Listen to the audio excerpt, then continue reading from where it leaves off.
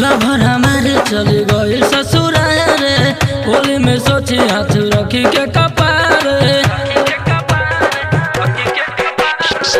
Lover हमारे चली गई ससुराल रे, होली में सोची हाथ रखी के कपार रे। दोसर के रंगवा डाल के करी तो तरत बिया गरी से, होली में रंग डालवावे न केहू हमारा पिचकारी से।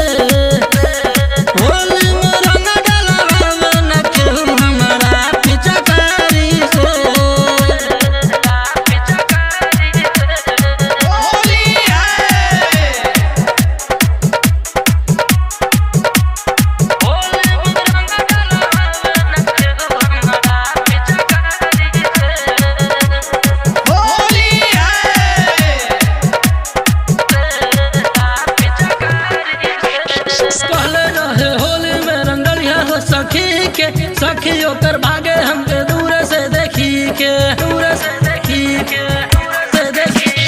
कहले रहे होली में रंगलिया हो सखी के। सखी ओकर भागे हमके दूर से देखी के, बार बार कहीं तब वो करे इनकार, लगे कि होली सो हो जाई बेकार।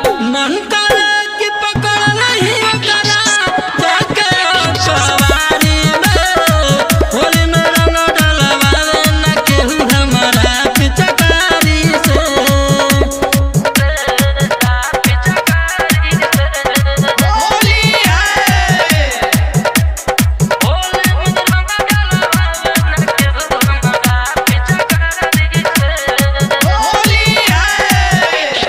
जाई के तब